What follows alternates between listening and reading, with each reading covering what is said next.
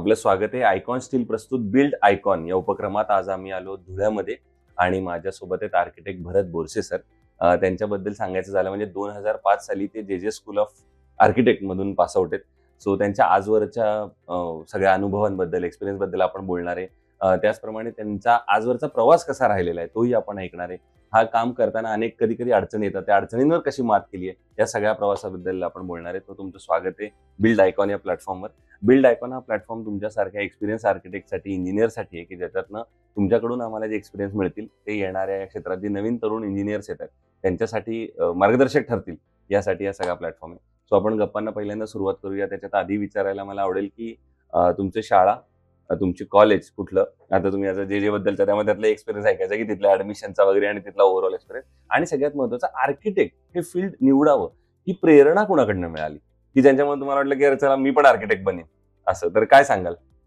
Actually मला लहानपणापासून drawing करायची खूप आवड होती. बर आणि त्यातनंच मग हळूहळू मी आर्ट फील्डमध्ये पहिले गेलो, बर फाउंडेशन केलं. ओके. मग तिथून मग मी पुढे हळूहळू याच्याकडे वळायला लागलो. बर मग आर्किटेक्चरकडे वळालो. ओके. स्कूल अपार्टमेंट माझं कम्प्लीट झालं. क्या बात आहे. सो फक्त एक समान फक्त बेसिक धागा होता की फक्त चित्र आवडतं, हो. ड्रॉइंग आवडतं एवढं. लहानपणापासून आवडतं. बरोबर. मग आता सगळ्यात महत्वाचं 500 प्रोजेक्ट कम्प्लीट केल्यानंतर हॉबी चालू आहे का अजून?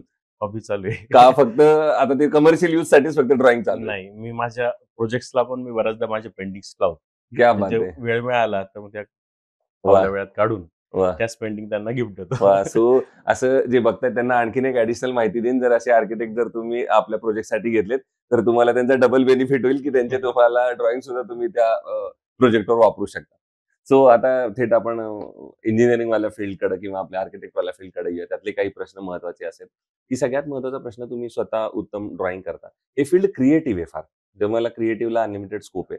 तर हे सगळं करताना टेक्नॉलॉजीची आता खूप मदत होते या सगळ्यामध्ये. बरोबर. तर टेक्नॉलॉजीचा वापर या फील्ड मधला आता कसा आहे त्याबद्दल काय सांगाल? खूपच आहे.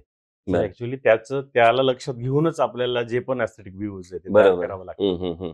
असं. आणि पण टेक्नॉलॉजी म्हणजे कुठल्या प्रकारची सॉफ्टवेअर तुम्ही त्यामध्ये वापरता, किंवा आता काय टेक्नॉलॉजी बदलते जी पूर्वी तुमच्या काळी नव्हती आणि आता जे पूर्वी तुम्ही ड्रॉइंग वगैरे हाताने करत राहायचा आता सॉफ्टवेअर चालले, तर त्याबद्दल काय सांगाल? पूर्वी तर हातानेच ड्रॉइंग सगळी करावं लागत हं, होती. पण आता बरेचसे सॉफ्टवेअर्स आपल्याला खूप चांगल्यापैकी, जसे कॅड वगैरे सारखी बरोबर 3D सॉफ्टवेअर्स आहे. आणि हं. आता जाऊन पुढे जाऊन AI मध्ये आता सगळं कन्वर्ट होतं. बरोबर. त्यासाठी तेही शिकणं गरजेचं आहे आणि हो. त्याचा वापर करून आपण आपलं काम किती फास्ट आणि चांगलं करू शकतो बरोबर याच्यावर फोकस करणं गरजेचं आहे प्रत्येकाला. बरोबर. दुसरं, या फील्डमध्ये अनस्किल्ड लेबरचं पर्सेंटेज फार मोठं आहे. अनस्किल्ड लेबर कडून आपल्याला नाईलाजास्तव काम करून घ्यावं लागतं असं मी म्हणेन. तर अनस्किल्ड लेबर कडून काम करून घेणं हे कितपत धोकादायक आहे असं तुम्हाला वाटतं?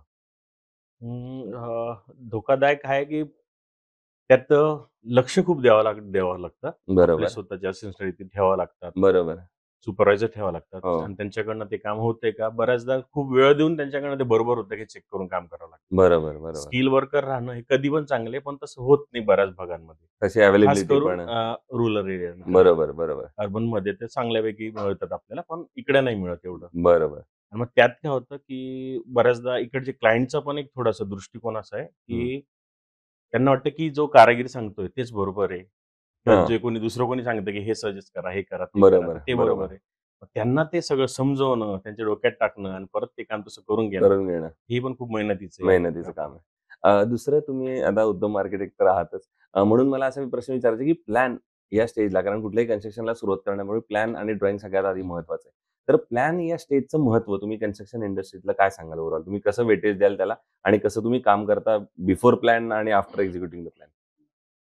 प्लॅनचं महत्व तर खूपच आहे, पण यासाठी रिक्वायरमेंट काय आहे क्लायंटची, आणि त्या सगळ्या डिझाईन व्ह्यूजने आपण सगळ्यांची डिस्कस करून त्यांचे प्रॉब्लेम्स, त्यांची इच्छा, त्यांना बरोबर आवश्यकता काय, कोणत्या भागात राहतात, कोणत्या एरियात राहतात, बरोबर तिथलं एन्व्हायरमेंट काय आहे, बरोबर वातावरणाचा विचार करून, सगळ्या गोष्टी विचार करून आपण जर ड्रॉइंग करतो आणि जास्तीत जास्त नॅचरल जेवढे पण सोर्सेस आहे याचा जर आपण चांगल्यापैकी वापर केला बरोबर तर मग चांगल्यापैकी आपल्याला काम देता येतं. काम करता येतं. बरोबर. रेसिडेन्शियल प्रोजेक्ट्सवर तुम्ही आता काम केलेलं आहे, तर त्याच्यात बऱ्याचदा तुम्हाला एक प्रॉब्लेम कायम जाणवत असेल, ते म्हणजे की आमचं बजेट थोडं कमी आहे हम्म, हम्म, आणि प्रोजेक्ट तर चांगला करायचा आहे. हम्म. तर मग अशा वेळेला बजेट आणि तो क्वालिटी प्रोजेक्ट देणं, या दोन्हीचं कॉम्बिनेशन कसं काय तुम्ही साधता किंवा कसं ती सांगड घालता? बऱ्याचदा तर जास्त तर मोठेच प्रोजेक्ट असतात माझ्याकडे, थोडे अच्छा. खर्चिक CR प्लस. अच्छा. हो, हो. आणि त्यात हे नेहमी येतं, की समोर ज्याचं जे काही बजेट आहे त्यापेक्षा थोडासा प्लस होणं होतोच. बरोबर, त्याला कारण होतं, की सिलेक्शनच्या वेळेस ज्यावेळेस होतात, बरोबर. त्यावेळेस निवडताना त्यांना वाटतं, की अरे हे नाही, हे चांगलं आहे, तर चला थोडेसे पैसे वाढतील, हे घेऊन टाकू.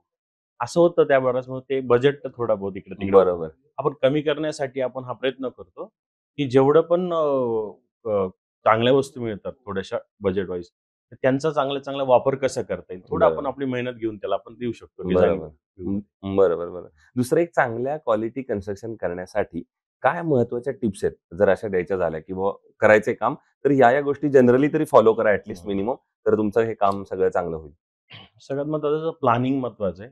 तुम्ही ओके. किती चांगला प्लॅन देतायत, हं. की जेणेकरून तो क्लायंट ज्यावेळेस त्या घरामध्ये राहायला येईल या इतर कोणी लोक येतील, त्यावेळेस त्यांना जास्त असं प्रशस्त कसं वाटेल. कमी बरोबर. एरियामध्ये पण तुम्ही जास्त स्पेशियस एरिया कसं कव्हर करू दाखवू शकतात. एक बरोबर. दृष्टीभ्रम कसा निर्माण करू हं, शकतात. हं, हं. नॅचरल सोर्सेस जे आहे त्याचा वापर कसा करू शकतात. बरोबर, लाईट्स वगैरे तुम्ही जेणेकरून इतर गोष्टीवरचा जो काही खर्च आहे किंवा तो बरोबर. कमीत कमी आपण कसं करता येईल. प्लस त्याच्या व्यतिरिक्त ॲशब्रिक वगैरे वापरणं, जेणेकरून लोड्स वगैरे स्टील बाबतीत. या सगळ्या अनेक गोष्टींचा विचार केला, तर आपण चांगल्यापैकी ते काम देऊ शकतो. बरोबर. दुसरं असं आहे, की एका देशाच्या निर्मितीमध्ये आर्किटेक्ट, इंजिनिअरचा फार मोठा रोल असतो. तर त्याचप्रमाणे तालुका किंवा शहर पातळीवर सुद्धा कशाप्रकारे आर्किटेक्ट किंवा इंजिनिअर भूमिका बजावू शकतात, त्या शहराच्या पायाभूत सुविधा सुधारण्यामध्ये? खूपच. त्याला मला वाटतं इंजिनिअर आर्किटेक्ट हेच करू शकतात, हो, हो. एक चांगली नगर रचनासाठी. बरोबर, बरोबर. आणि त्यासाठी सपोर्ट आपल्याला जे राजकीय भाग आहेत किंवा बरोबर. जी काही अशा संस्था आहेत, हं. ज्या गव्हर्नमेंटने उभं करून दिलं, जसं बरोबर. TP वगैरे सारख्या. या सगळ्यांनी मिळून जर कधी काम केलं, तर खूप चांगली नगररचना आपण निर्माण करू शकतो. बरोबर. मागच्या 20 एक वर्षापासून तुम्ही या फील्डमध्ये काम करताय.